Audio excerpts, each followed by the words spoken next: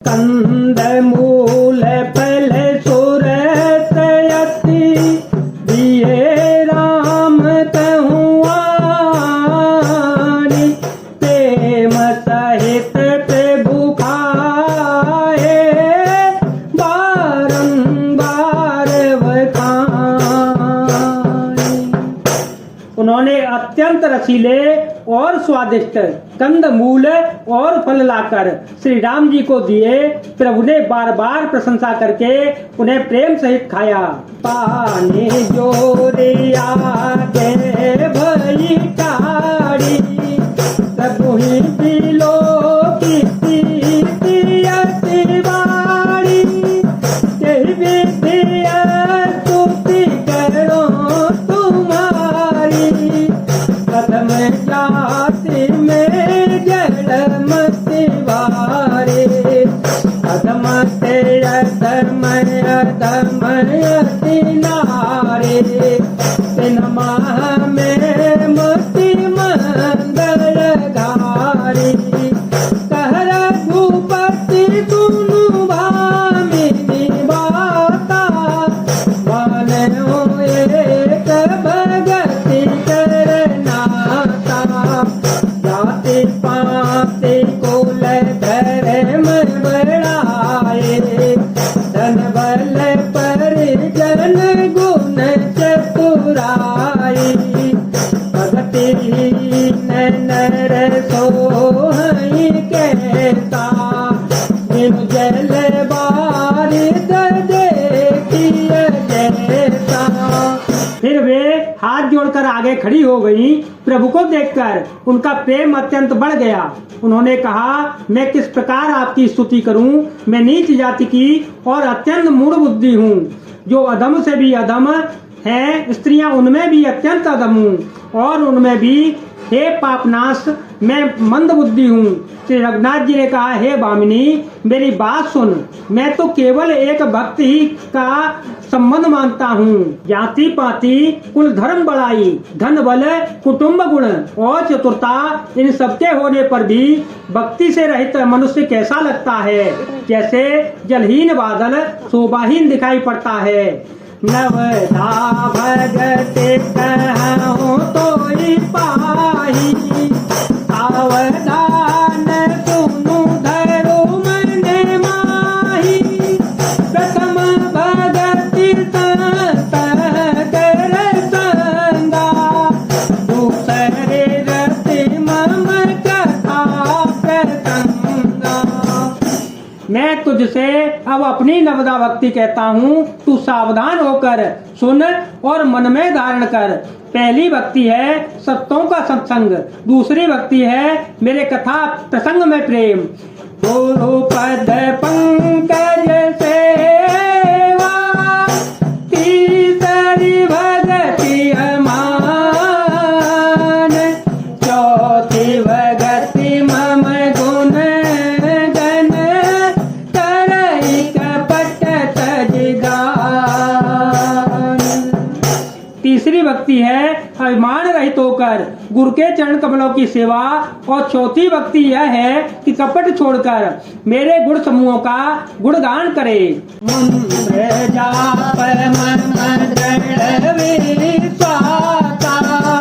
पंचम भजन शोभेद प्रकाशा शकदम शील विरति बहु कर्मा निरत निरंतर सज्जन धर्मा सातर मन मोहे माय जग देखा मोते संतय वित कर लेता आठव जथा लाभ संतोषा सपने हो नहीं देखई पर दोषा।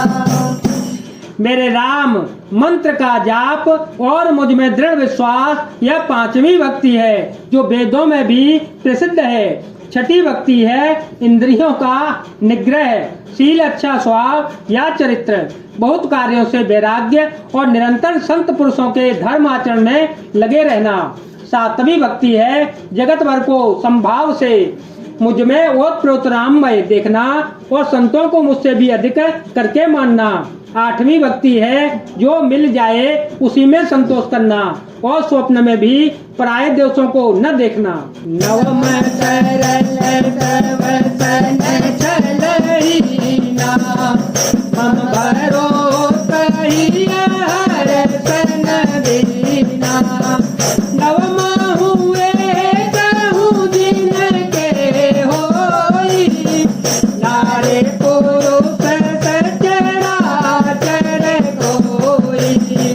सूर्य तिसाय प्रिय भामिनी मोरे सकल प्रकार भगति दृढ़ तोरे।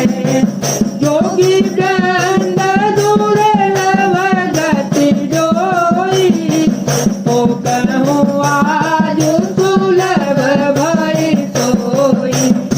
नवी भक्ति है सरलता और सबके साथ कपट रहित बर्ताव करना, हृदय में मेरा भरोसा रखना और किसी भी अवस्था में हर्ष और दैन्य विषाद का न होना। इन नवों में से जिनके एक भी होती है वह स्त्री पुरुष जड़ चेतन कोई भी हो। हे भामिनी मुझे वही अत्यंत प्रिय है। फिर तुझ में मैं तो सभी प्रकार की भक्ति दृढ़ है। अतएव जो गति योगियों को दुर्लभ है वही आज तेरे लिए सुलभ हो गई है।